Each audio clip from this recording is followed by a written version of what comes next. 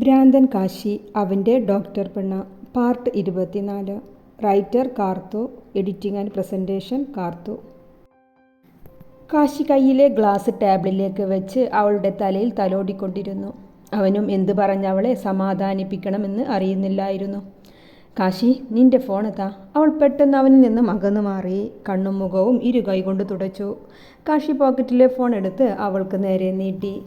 ചെറിയമ്മയുടെ number search ചെയ്ത് അതിലേക്ക് call ചെയ്തു. പ്രതീക്ഷയോടെ ഇരുന്നു അവൾ. ഹലോ കാശി. മറുതലക്കൽ നിന്നും നിർമ്മലയുടെ ശബ്ദം വന്നു. ചെറിയമ്മ. അയ്യോ മോളെ, എൻ്റെ കുട്ടി. ചെറിയമ്മക്കൊന്നും ചെയ്യാൻ കഴിഞ്ഞില്ലല്ലോ കുട്ടി. ഞാൻ കൂടിയാണ് എൻ്റെ കുട്ടിയുടെ ശിക്ഷയ്ക്ക് കാരണം. നിർമ്മല കരഞ്ഞുകൊണ്ട് പറയുന്നുണ്ട്. ചെറിയമ്മ, എൻ്റെ ഫോണും ഫയലും എനിക്കൊന്ന് എത്തിച്ചു തരാമോ? നാളെ ഹോസ്പിറ്റലിൽ പോയി ജോയിൻ ചെയ്യണം. എൻ്റെ ഫോണിൽ നിന്ന് എബ്രഹാം സാറിൻ്റെ നമ്പർ ഒന്ന് സെൻഡ് ചെയ്തു തരൂ. ഹോസ്പിറ്റൽ CIയുടെ നമ്പറാണത്.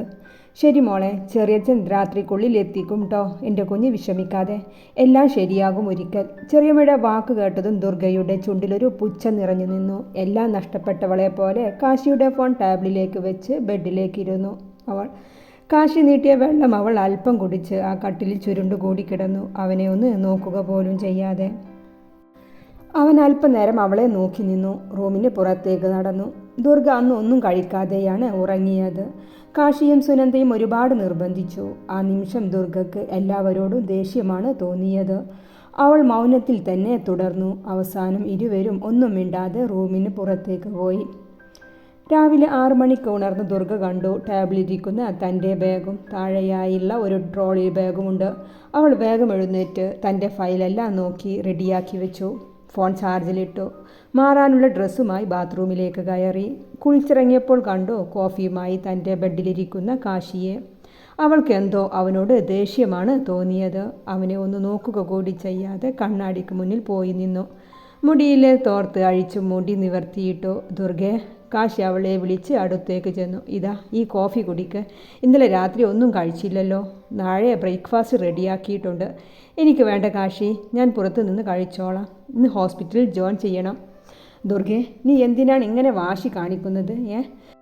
എനിക്കൊന്ന് ധൃതി കൂടി എന്നത് സത്യം തന്നെ. എന്ന് വെച്ച് എന്നെ ഇങ്ങനെ സങ്കടത്തിലാക്കല്ലേ. നിന്നെ കൈവിട്ടു പോകുമോ എന്ന് ഭയന്നിട്ടല്ലേ. നിന്റെ കുടുംബവുമായി ശത്രുത മാറ്റാനാണ് ഞാൻ തിരിച്ചു വന്ന ഉടനെ തീരുമാനിച്ചത്. അത് വിജയിക്കുമെന്ന് 100% ഉറപ്പിച്ചതുമാണ്. ഞാൻ നിന്നെ വിവാഹം കഴിക്കാൻ തീരുമാനിച്ച കാര്യം എല്ലാവർക്കും അറിയാം. ചെറിയച്ഛൻ്റെ കൂർമ്മ ബുദ്ധിയിൽ വല്ല ചിന്തയും ഉദിച്ചാൽ ഒരു പക്ഷേ നിന്നെ എനിക്ക് നഷ്ടപ്പെടുമെന്ന് ഞാൻ ഭയക്കുന്നു. പ്ലീസ്, ഞാൻ കൂടെ വരാം ഹോസ്പിറ്റലിലേക്ക്. ഇന്ന് ജോയിൻ ചെയ്ത് നാളെയല്ലേ ജോലിയിൽ കയറൂ. നിനക്ക് ഇവിടെ നിന്ന് പോകാം. ഇത് നമ്മുടെ വീടല്ലേ മോളെ. പ്ലീസ്. കാശി, എനിക്ക് നീ പറയുന്നതൊന്നും തലയിൽ കയറുന്ന സമയമല്ല. എനിക്ക് സ്വന്തം കാലിൽ നിൽക്കണം. എന്നിട്ട് എൻ്റെ അച്ഛൻ്റെ പൂർണ്ണ സമ്മതത്തോടെ ഞാൻ നിന്നെ വിവാഹം ചെയ്യൂ. അതുവരെ പ്ലീസ് നീ എടുത്തു ചാടി ഒന്നും ചെയ്യല്ലേ. അവൾ കൈകൂപ്പി നിലത്തേക്കിരുന്നു പോയി. ദുർഗ ആരോടും പറയാതെ ഹോസ്പിറ്റലിലേക്ക് പോയി. സുനന്ദ ഹാളിൽ ഇരിക്കുന്നുണ്ടായിരുന്നു. അവരെ ഒന്ന് ശ്രദ്ധിക്കുക പോലും ചെയ്യാതെയാണ് അവൾ പോയത്. അമ്മ. കാശി വിളിച്ചടുത്തു വന്നിരുന്നതൊന്നും അവർ അറിഞ്ഞില്ല. എന്തോ ചിന്തയിലാണ്. അവൻ അമ്മയുടെ മടിയിലേക്ക് തലവെച്ച് സോഫയിൽ കിടന്നു. അവർ ഒന്ന് ഞെട്ടി ചിന്തയിൽ നിന്നും ഉണർന്നു. അവരുടെ കൈവിരലുകൾ അവൻ്റെ ഇടതൂർന്ന നീളൻ മുടിയിലൂടെ തലോടിക്കൊണ്ടിരുന്നു. മോനെ, നമ്മൾക്കല്പം ധൃതി കൂടിയോ? ദുർഗമോള് ശത്രുവിനെ പോലെയാണ് നമ്മളെ കാണുന്നത്. ആ കുട്ടിയുടെ മുഖം കറുപ്പിച്ച് ഞാൻ കണ്ടിട്ടേയില്ല. ഇന്ന് ഞാൻ ഇവിടെ ഇരിക്കുന്നത് കണ്ടിട്ട് ഒന്ന് മുഖത്ത് നോക്കുക പോലും ചെയ്യാതെ പുറത്തേക്ക് പോയി.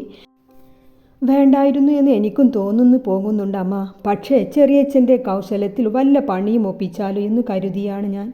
അവളാണ് എന്നെ സഹായിച്ചതെന്ന് ചെറിയച്ഛന് ബോധ്യമായാൽ പിന്നെ അയാൾ എന്തൊക്കെ ചെയ്യുമെന്ന് നമുക്കറിയുന്നതല്ലേ അമ്മ. ഏതായാലും ഇനി മുന്നോട്ടുള്ള ചിന്തിച്ച് പ്രവർത്തിക്ക് കാശി. ദുർഗ ഹോസ്റ്റലിൽ നിൽക്കുകയാണെന്നല്ലേ നീ പറഞ്ഞത്? അത് സേഫാണോ മോനെ? അമ്മ ടെൻഷനാകാതെ. ഞാൻ വേണ്ടത് ചെയ്യുന്നുണ്ട്. ഞാനൊന്ന് പുറത്ത് പോയിട്ട് വരാം. കാശി അതും പറഞ്ഞ് എഴുന്നേറ്റ് മുകളിലേക്ക് പോയി. അരമണിക്കൂർ കൊണ്ട് കുളിച്ച് ഡ്രസ് മാറി പുറത്തേക്ക് ഇറങ്ങി. കാറിൽ കയറി നേരെ പോയത് ദുർഗയുടെ ഹോസ്പിറ്റലിലേക്ക് തന്നെയാണ്. അവളെ വെയിറ്റ് ചെയ്ത് അവൻ പുറത്ത് കാറിൽ തന്നെ ഇരുന്നു. ഏകദേശം 2 മണിക്കൂർ കഴിഞ്ഞാണ് ദുർഗ ഹോസ്പിറ്റലിൽ നിന്ന് പുറത്തേക്ക് ഇറങ്ങിയത്. അവൾ വരുന്നതും കണ്ടതും കാശി കാർ അവളുടെ മുന്നിലേക്ക് കൊണ്ടു നിർത്തി.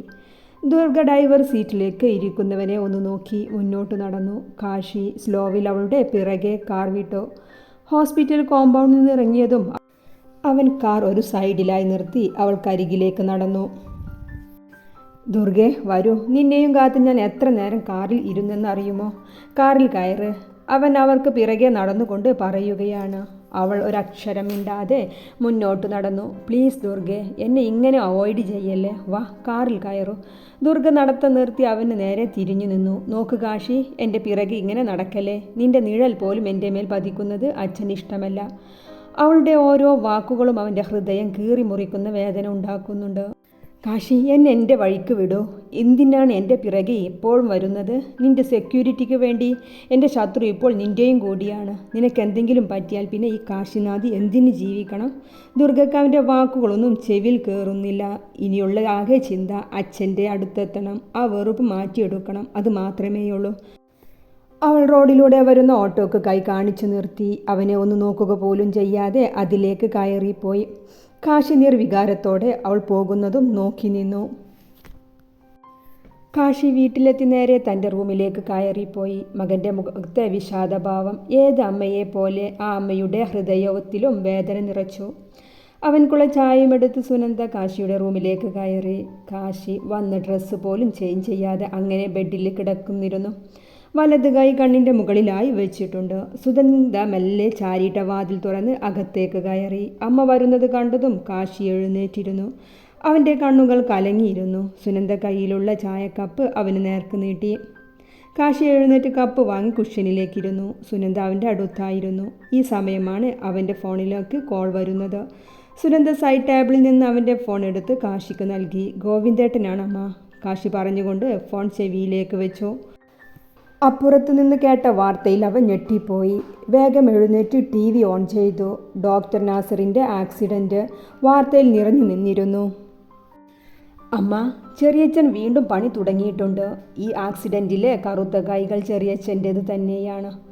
എന്നെ രക്ഷിച്ചത് അയാളാണെന്ന തെറ്റിദ്ധാരണയാണ് ഈ ആക്സിഡൻറ്റിൻ്റെ പിന്നിൽ. ദുർഗയാണ് നിന്നെ രക്ഷിച്ചതെന്ന് അറിഞ്ഞാൽ ദേവൻ അവളെ ഉപദ്രവിക്കില്ല മോനെ. യാതൊരു സുരക്ഷയുമില്ലാതെ ആ കുട്ടി ഇങ്ങനെ വാശി പിടിച്ച് ഹോസ്റ്റലിൽ താമസിച്ചാൽ നമുക്കെങ്ങനെ സമാധാനം കിട്ടും? ഹോസ്പിറ്റലിലേക്ക് ഇവിടെ നിന്നും അരമണിക്കൂർ ദൂരം പോലുമില്ലല്ലോ. സുനന്ദ തൻ്റെ മനസ്സിലെ ആദ്യ പറഞ്ഞുകൊണ്ടിരിക്കുകയാണ്. ഇവിടെ നിന്ന് ഹോസ്പിറ്റലിൽ പോകാൻ ഞാൻ ഒന്നുകൂടി പറഞ്ഞു നോക്കട്ടെ. അവൾക്ക് എന്നെ കാണുന്നത് പോലും ഇഷ്ടപ്പെടാതെ ആയിട്ടുണ്ട് എന്ന് കരുതി എനിക്ക് വിട്ടു നിൽക്കാൻ പറ്റില്ലല്ലോ. ഈ ഉയർത്തെഴുന്നേൽപ്പ് അത് കാശിയുടെ നിയമം നടത്താൻ വേണ്ടിയാണ്, അവളുടെ സുരക്ഷ ഉറപ്പാക്കാനും. കാശി ആത്മഗതം പറഞ്ഞു. അച്ഛനെല്ലാം മുൻകൂട്ടി കണ്ടിരുന്നു അമ്മ. ചെറിയച്ഛൻ്റെ കുതന്ത്രം ഞാൻ കണ്ടെത്തുന്നതിന് മുന്നേ അച്ഛനെല്ലാം അറിഞ്ഞിരുന്നു. അതിൻ്റെ തെളിവാണ് അച്ഛൻ എഴുതി വെച്ച വിൽപത്രം. എല്ലാ പഴുതും അടിച്ച് ആ ചതിയനെ കീഴ്പ്പെടുത്തണം. എൻ്റെ അച്ഛനെ കൊന്നവനെ ഇഞ്ചിഞ്ചായി തീർക്കണം. ഓരോ വാക്ക് പറയുമ്പോഴും കാശിയുടെ കണ്ണുകളിൽ തീ ആളുന്നത് പോലെയാണ് സുനന്ദക്ക് തോന്നിയത്. പക്ഷേ അവരുടെ മനസ്സിൽ ഭയം നിറയുന്നുണ്ട്. മഹാദേവൻ്റെ കൂർമ്മബുദ്ധി അത് എത്രത്തോളം തീവ്രത കൂടിയതാണെന്ന് ആ അമ്മക്കറിയാം. സുനന്ദ മകൻ്റെ പുറത്തൊന്ന് തലോടി കുഷ്യനിൽ നിന്ന് എഴുന്നേറ്റ് റൂമിന് പുറത്തേക്ക് നടന്നു. കാശി ഫോണിൻ്റെ ഗാലറി തുറന്നു. ദുർഗയുടെ ഓരോ ഫോട്ടോസും സൂം ചെയ്ത് നോക്കിയിരുന്നു. കാശി അന്ന് ദുർഗയെ കണ്ടതേയില്ല. അവൾ റൂമിന് പുറത്തേക്ക് ഇറങ്ങിയതേ ഇല്ലായിരുന്നു. ഹോസ്പിറ്റലിൽ നിന്ന് വരുന്ന വഴിക്ക് വാങ്ങിയ ഫ്രൂട്ട്സും ബ്രെഡും കഴിച്ച് അവൾ ആ ദിവസം കഴിച്ചുകൂട്ടി. കാശി പല പ്രാവശ്യം അവളുടെ റൂമിന് അടുത്തേക്ക് വന്നിരുന്നു. സുനന്ദ ഒരുപാട് തവണ ഫുഡ് കഴിക്കാൻ അവളെ വിളിച്ചു. ഡോർ ഒന്ന് തുറക്കുക കൂടി ചെയ്തില്ല അവൾ. എല്ലാവരോടും ദേഷ്യമായിരുന്നു അവൾക്ക്. അവൾ ചിന്തിക്കാതെ എടുത്തു ചാടി ചെയ്ത പ്രവൃത്തിയിൽ ബലിയാടായത് താനും. അച്ഛൻ്റെയും വീട്ടുകാരുടെയും ദേഷ്യം മാറ്റിയെടുക്കണം, അതുമാത്രമായിരുന്നു അവളുടെ ചിന്തയിൽ. രാവിലെ 8 മണി ആയപ്പോഴേക്കും വെള്ളിയാർ നിലത്തെ ഗേറ്റിന് മുന്നിൽ ഓട്ടോ വന്നു നിന്നു. ദുർഗ തൻ്റെ ലഗേജും എടുത്ത് പുറത്തേക്ക് നടന്നു. മുന്നിലായി അല്പം അകലെ നിൽക്കുന്ന കാശിയെ കണ്ടെങ്കിലും അവൾ അവൻ്റെ മുഖത്തേക്ക് ഒന്ന് നോക്കുക കൂടി ചെയ്യാതെ അവനെ മറികടന്ന് പോകാൻ നിന്നതും കാശിയുടെ കൈ അവളുടെ കൈ തണ്ടയിൽ മുറുകി. ദുർഗ തിരിഞ്ഞു നോക്കാതെ അങ്ങനെ നിന്നു. ദുർഗെ, എന്നൊന്നു നോക്കുക കൂടി ചെയ്യാതെ പോകാണോ? എന്നെ അത്രത്തോളം വെറുത്തോ നീ? കാശി അവളുടെ മുഖത്തേക്ക് തന്നെ നോക്കിക്കൊണ്ട് ചോദിച്ചു. ഞാൻ അത്ര കന്യനായോ നിനക്ക്? കാശിയുടെ ചോദ്യത്തിൽ ദുർഗ അവൻ്റെ മുഖത്തേക്കൊന്ന് നോക്കി. പിന്നെ വേഗം കണ്ണുകൾ മാറ്റിക്കളഞ്ഞു. കാശി, എൻ്റെ മുന്നിൽ വരല്ലേ. എൻ്റെ മുന്നിൽ ഇപ്പോൾ ഒരു വികാരവുമില്ല. എന്നെ വെറുതെ വിടൂ. ഞാനൊന്ന് ജീവിച്ചോട്ടെ. അവളുടെ കണ്ണുകൾ നിറഞ്ഞൊഴുകുന്നുണ്ട്. അവൻ്റെ ഹൃദയം പിടയും പോലെ തോന്നി. കൈ ഉയർത്തി അവിടെ കണ്ണുനീർ തുടക്കാനായി നിന്നതും ദുർഗ അല്പം ബാക്കിലേക്ക് നീങ്ങി നിന്നു. എന്നെ തൊടല്ലേ. എൻ്റെ അച്ഛൻ കൈ പിടിച്ചു തരാതെ നമ്മുടെ വിവാഹം നടക്കില്ല. അത് ഞാൻ ഉറപ്പിച്ചു കഴിഞ്ഞതാണ്. എൻ്റെ മുന്നിൽ വരല്ലേ കാശി, ഞാൻ തളർന്നു പോവുകയാണ്. ദുർഗെ, നീ ഹോസ്റ്റലിലേക്ക് മാറിക്കോ. എന്നെ വിവാഹം കഴിക്കാൻ ഇഷ്ടമല്ലെങ്കിൽ വേണ്ട. എൻ്റെ കൺമുന്നിൽ നിന്ന് മാറി നിൽക്കാൻ ആഗ്രഹിക്കുന്നുണ്ടെങ്കിൽ അതും ആയിക്കോട്ടെ. പക്ഷേ കാശിക്ക് കാണാതിരിക്കാൻ കഴിയില്ല. ഈ ഹൃദയത്തിലെ ഓരോ തുടിപ്പും അത് നീയാണ്. നിന്നിലൂടെ മാത്രമേ എൻ്റെ ഓരോ ദിവസവും അവസാനിക്കുകയുള്ളൂ. നിന്നെ കാണാതിരിക്കാൻ എനിക്ക് സാധിക്കില്ല. കാശി അതും പറഞ്ഞ് അകത്തേക്ക് പോയി. എന്നാൽ ഇതെല്ലാം കേട്ടുകൊണ്ട് മഹാദേവൻ തൊട്ടപ്പുറം അവർ കാണാത്ത ഇടത്ത് നിന്നിരുന്നു. അയാളുടെ ചുണ്ടിൽ പതിവ് പോലെയുള്ള വക്രച്ചിരി നിറഞ്ഞു നിന്നു. ഡോക്ടർ നാസർ അങ്ങ് പരലോകത്തെത്തി. ഇനി ഇവളുടെ സ്ഥാനവും വൈകാതെ അവിടെയാണ്. പക്ഷേ കുറ്റം കാശിയുടെ തലയിൽ വീഴണം. മഹാദേവൻ ദുർഗ ഓട്ടോയിൽ കയറി പോകുന്നതും നോക്കി മനസ്സിൽ കണക്കു കൂട്ടുകയാണ്.